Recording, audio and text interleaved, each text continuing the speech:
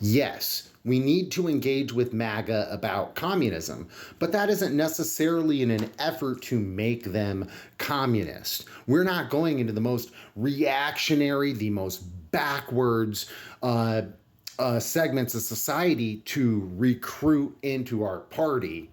We are going, you don't go to Adolf H's party for recruitment, right? You go there to get them to stop being in Adolf H's party. You go there to educate them away from being fasc.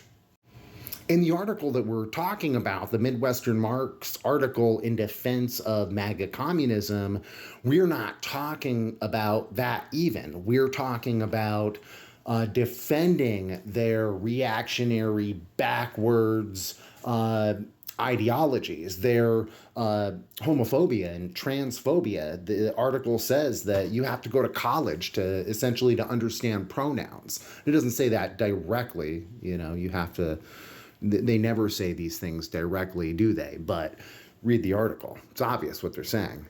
This is what I liked about groups like John Brown Gun Club and Redneck Revolt when it existed. I joined Redneck Revolt, years ago in order to go into right-wing spaces and put out left-wing, anti-capitalist, anti-racist messages and slogans and information, not to go there to recruit people that were, in the Proud Boys or Patriot Front or any of those, but yes, in an effort to reach them, to bring them out of those hate groups, sure, but was to reach the people in the periphery, right? The people around them in those spaces that hadn't yet fallen, deep into the far right ideology, and we never give up on anybody. We should never stop trying to reach any segment of workers, even the most far right.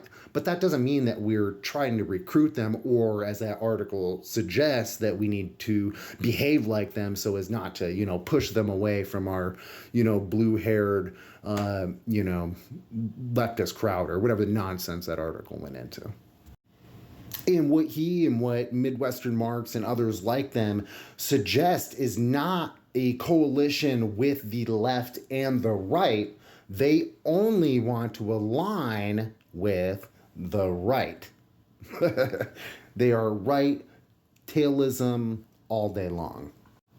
There is no such thing as a leftist echo chamber. If you're involved in any parties, any coalitions, organizations, anywhere actually building and struggling and fighting, then you are among some of the most argumentative and stubborn people that you will ever meet, and rightfully so, because they are hardcore. They know what they're talking about. They're educated and they're involved.